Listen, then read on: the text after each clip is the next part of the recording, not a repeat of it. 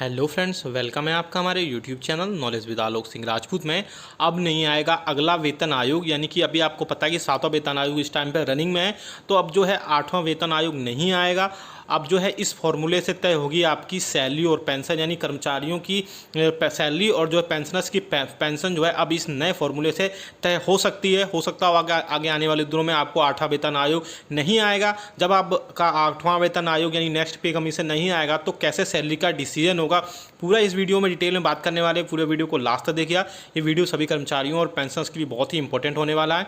बने रहिए हमारे साथ इस वीडियो में लास्ट तक। और अगर चैनल पहली बार आए, यानी अगर आपने हमारे चैनल को अभी तक सब्सक्राइब नहीं किया है, तो इस रेड बटन पर प्रेस करके चैनल को सब्सक्राइब कर लीजिए। साथ ही साथ हमारी वीडियोस की लेटेस्ट नोटिफिकेशन के लिए आप इस घंटे के निशान को प्रेस करके ऑल नोटिफिकेशन को सेलेक्ट कर लीजिए। तभी आपके पास हमारी वीडियोस की लेटेस्ट नोटिफिकेशन आ पाएगी और आप हमारी वीडियोस को वॉच कर पाएंगे।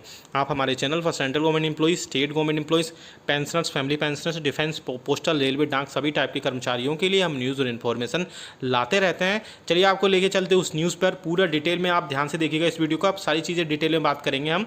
7वें वेतन आयोग के तहत सैलरी बढ़ाने के लिए लगातार सरकार से बातचीत कर रहे कर्मचारियों के लिए एक बड़ी चौंकाने वाली खबर आई है। केंद्र की सरकार अब 7वें वेतन आयोग को खत्म करने की तैयारी कर रही है। सूत्रों के मुताबिक 7वें वेतन आयोग के बाद अगला वेतन आयोग नहीं आएगा।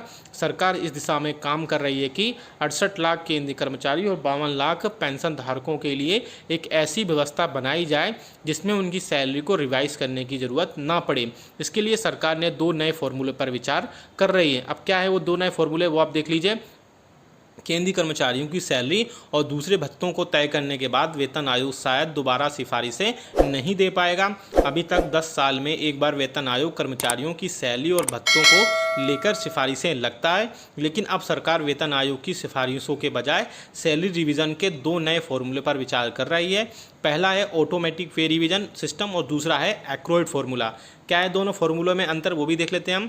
सूत्रों के मुताबिक ऑटोमेटिक पे रिवीजन सिस्टम के तहत एक ऐसी व्यवस्था तैयार की जाएगी जिसमें 50% से ज़्यादा डीए होने पर खुद सैलरी खुद ऑटोमेटिक रिवाइज हो जाएगी। वहीं एक्रोइड फॉर्मूले में केंद्रीय कर्मचारियों की सैलरी महंगाई की स्थिति और उनके परफॉर्मेंस से जोड़ दी जाएगी।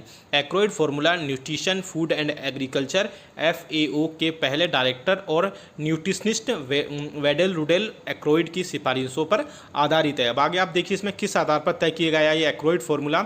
एक्रोइड ने अपनी सिफारिशें भारतीयों के खाने और कपड़ों की ज़रूरत के आधार पर तैयार की हैं। उन्होंने इस बात पर विचार किया है कि कमोडिटी की बदलते कीमतें किस तरह से एक आम आदमी को प्रभावित करती हैं। सरकार का मानना है कि वेलेस का यह फॉर्मूला पे स्केल को तय करने में भी बड़ी मदद करेगा। आगे आप देख सकते हैं इसमें क्या थी 7वें वेतन आयोग की सिफारिशें, वो भी देख लेते हैं।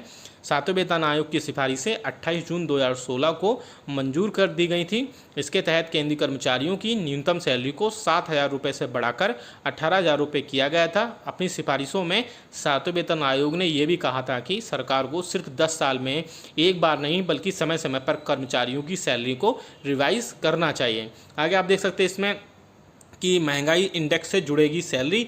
जो है नए वेतन आयोग के पे बैंड और ग्रेड पे के मुताबिक भुगतान कर दिया गया है और एक नया पे मैट्रिक्स डिज़ाइन किया गया है। अगर केंद्र सरकार सभी सिफारिशों को मान लेती है तो केंद्रीय कर्मचारियों की सैलरी और पेंशन को महंगाई इंडेक्स में जोड़ दिया जाएगा। अगर ऐसा सच में होता है तो कर्मचारियों की सैलरी रिवीजन सिस्टम काफ़ी मुश्किल हो जाएगा। तो आपने डिटेल में देखा एक्चुअली क्या था कि सरकार जो है 2 नए फॉर्मूले पर विचार कर रही है।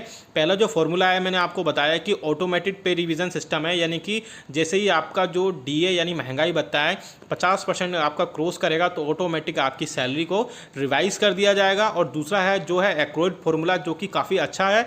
इसमें क्या होगा कि एक्रोइड फॉर्मूले में जो आपके कर्मचारियों की जो सैलरी यानी कर्मचारियों के जो एम्प्लॉइज़ होते हैं जितने भी, उनकी महंगाई की जो स्थिति है, यानी कि आपको पता है कि ऑल इंडिया कंज्यूमर जो प्राइस इंडेक्स का डेटा आता है उसके बेसिस पर ये आपका डीए होता है। तो उसके बाद में उनकी जो सैलरी का डेटा आएगा, जो सैलरी की महंगाई का डेटा होगा उसके हिसाब से और उनके परफॉर्मेंस जो होगी उनके उसके हिसाब से आपको जो है आपके एक्रोइड फॉर्मूले में आपकी सैलरी बढ़ाई जाएगी। और दूसरा ये होगा कि इसमें जो कीमतें आपकी बदलती रहती हैं उससे क्या होता है कि एक आम आदमी को बहुत ज़्यादा इफेक्ट करती हैं। तो उससे जो आपकी अगर सैलरी उससे ऐड होगी, यानी कि जो